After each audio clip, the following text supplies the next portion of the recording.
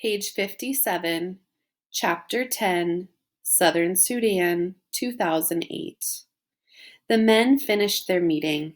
They all stood and walked past Naya's house. Naya joined the crowd of children following them. A few minutes' walk beyond her house, there was a tree. The men stopped at the tree, and the strangers talked to Naya's uncle some more. There was another tree some 50 paces past the first one. With Naya's uncle beside him, one of the men stopped at the halfway point.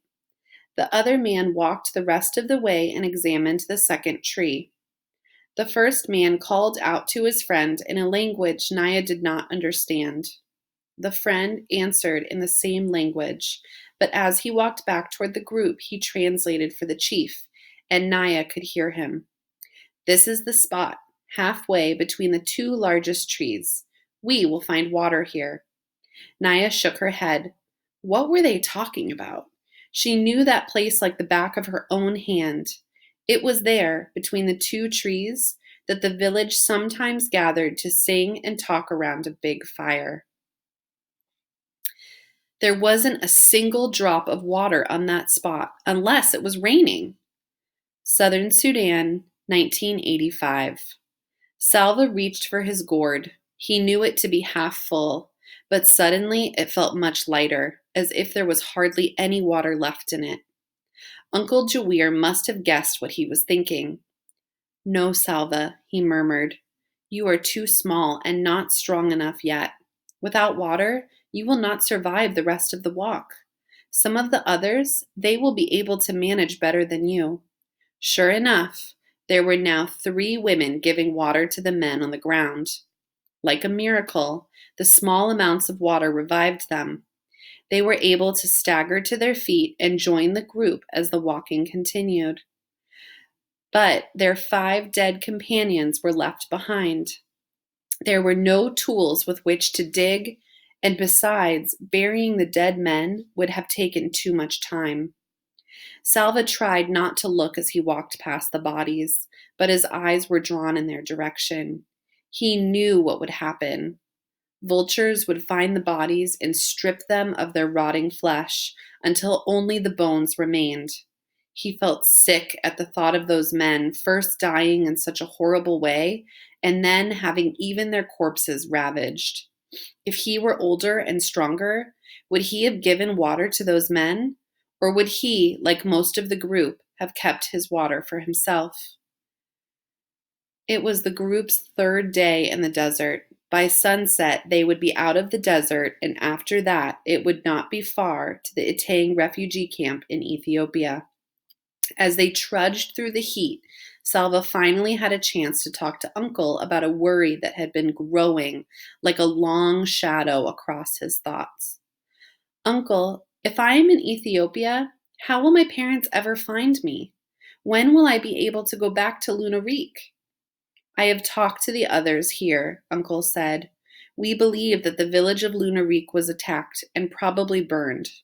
Your family?" Uncle paused and looked away.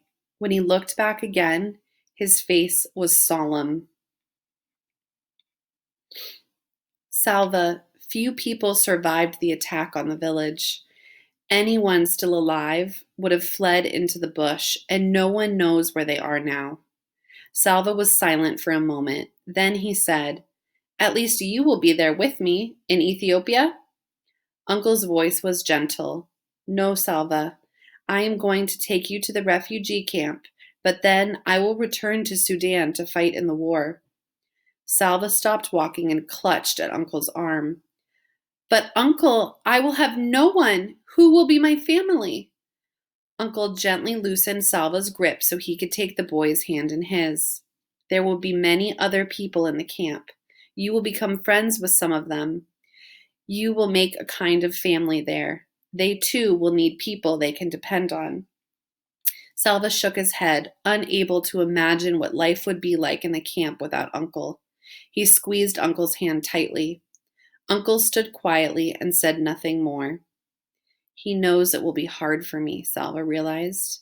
"He does not want to leave me there, but he has to go back and fight for our people.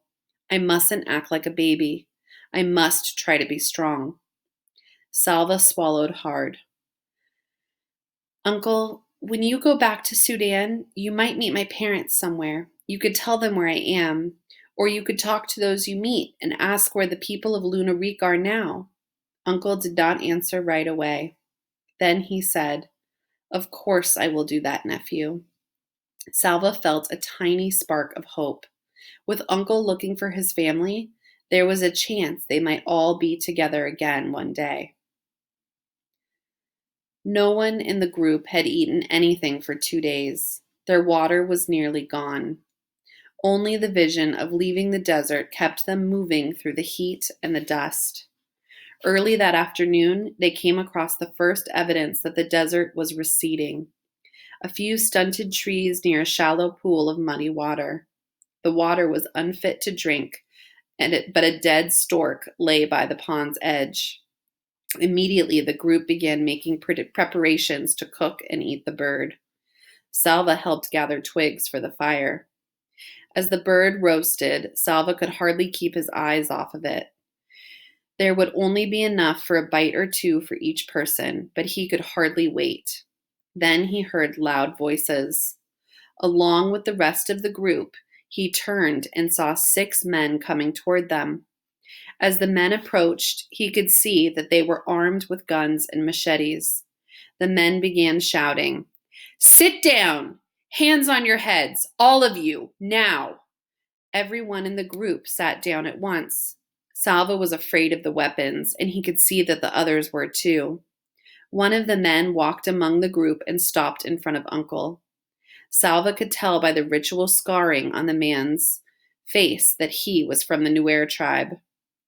Are you with the rebels? The man asked. No, Uncle answered. Where have you come from? Where are you going? We come from the west of the Nile, Uncle said. We are going to Etang, to the refugee camp. The man told Uncle to get up and leave his gun where it was. 2 of the other men took Uncle to the tree several yards away and tied him to it. Then the man moved among the group. If anyone was carrying a bag, the men opened it and took whatever was in it. They ordered some people to remove their clothing and took that too. Salva was trembling. Even in the midst of his fear, he realized that for the first time on the trip, it was a good thing to be the youngest and the smallest. The men would not be interested in his clothes. When the men had finished their looting, they picked up Uncle's gun. Then they walked to the tree where Uncle was tied up. Maybe they will leave us alone now that they have robbed us, Salva thought. He heard them laughing. As Uncle watched, one of the men aimed his gun at Uncle. 3 shots rang out. Then the men ran away.